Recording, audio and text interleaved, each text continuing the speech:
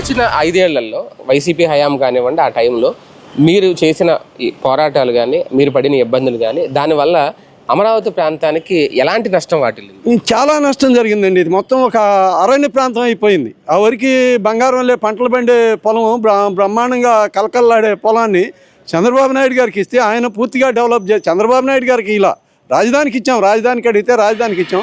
ఆ రోజు జగన్మోహన్ రెడ్డి కూడా అపోజిషన్లో ఉండి నేను యాక్సెప్ట్ చేస్తున్నాను గుంటూరు విజయవాడ మధ్యలో రాజధానిని, మీరంతా ఇవ్వచ్చు, నేను తాడేపల్లిలో ఇల్లు కట్టుకుంటున్నాను, ఇంకా చంద్రబాబు నాయుడుకి ఇల్లు లేదు, నేను వస్తే ఇంక దీన్ని ఇంకా పూర్తిగా అభివృద్ధి చేస్తాను, ఏయో కల్లబొల్లి మాటలు చెప్పి చాలా అబద్ధాలు ఆడాడు. దానికి ఆయన కూడా ఒప్పుకున్నాడు అనే దాని మీద ఏకగ్రీవంగా దాదాపు 98.5% ఏకగ్రీవంగా భూములు ఇచ్చారు ఒక్క 2 నెలల్లో. అప్పుడు ఉండే గవర్నమెంట్కి, అప్పుడుండే టీడీపీ గవర్నమెంట్కి. తర్వాత ఈయన వచ్చిన తర్వాత వాళ్ళు 1.5% ఉండేవాళ్ళు కొంచెం వేరే కారణాల మూలాన వాళ్ళు కోర్టులు బాటం అది జరిగింది. వాళ్ళు కూడా ఇప్పుడు మన రీసెంట్గా 1% అయిపోయింది. ఇక ఒక 0.5% లోపే ఉన్నారు. అది కూడా క్లియర్ అవుతున్న దగ్గరికి అయింది. అప్పుడు ఇబ్బందులు అంటే ఇక మామూలు ఇబ్బందులు కాదులేండి. మమ్మల్ని రోడ్డు మీద పబ్లిక్ ప్లేస్లో మీద ఎవరికి రోడ్డు మీద కూడా నడవటానికి లేదు. ఇట్లా కండువా వేసుకొని రోడ్డు మీద నడవటానికి లేదు.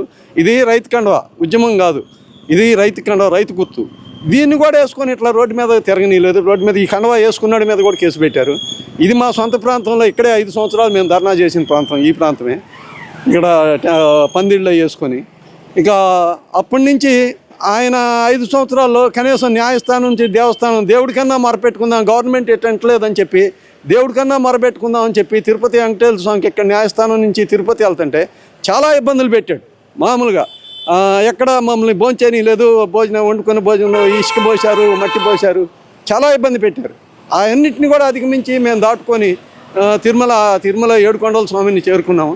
ఆయన కరుణించో లేకపోతే మళ్ళీ వచ్చి ఈ అరసవెల్లి సూర్యనారాయణ స్వామికి ఆయనకి మొక్కున్న అటు కూడా ఇటు పాదయాత్ర మొదలుపెట్టాం. దీన్ని రామచంద్రపురం వరకు పోయేతలకి, అక్కడ పోయేతలకి విధ్వంసం బాగా ఎక్కువైంది. దీని మీద అప్పటికే ప్రజలు దాదాపు ఈ 30 ఏళ్లలో 250 మంది చిల్లర చనిపోయారు ఈ రాజధాని ఎఫెక్ట్ తోటి, ఈ జగన్మోహన్ రెడ్డి చేసిన విధ్వంసానికి. మరి ఇంకా ప్రాణ నష్టం జరిగిద్దామని చెప్పి అప్పుడు మా పెద్దలు, మా జేఏసీ వాళ్ళు వదిలేంతవరకు ఆపేద్దాం, ఈయన విధ్వంసం ఎక్కువైందని చెప్పి మొత్తానికి మేము కొంచెం వెనకడిగేసి కొంచెం ఆపి మళ్ళీ వెనక్కి వచ్చి తర్వాత కొంతమంది ఆ రథాన్ని సూర్యనారాయణ దేవస్థానానికి అరసవెల్లి చేర్చిన తర్వాత ఇక ఆయన దయ ఏదో ఈ భగవంతుడు ముక్కోటి దేవతలు ఏ దేవతలు కరుణించారో ఏకగ్రీవంగా మా కష్టం కావచ్చు లేకపోతే ఏదన్నా కావచ్చు మళ్ళీ వచ్చి ఈ కూటమి గవర్నమెంట్కి అఖండ మెజార్టీ. చెప్పాలంటే ఈ కూటమి గవర్నమెంట్ మీద తెలుగుదేశం మీదో బీజేపీ మీదో జనసేన మీదో ప్రేమతో వేసిన ఓట్ల కంటే కూడా జగన్మోహన్ రెడ్డి విధ్వంసానికి భయపడి వేసిన ఓట్లే ఎక్కువ ఉన్నాయి నాకు తెలిసి.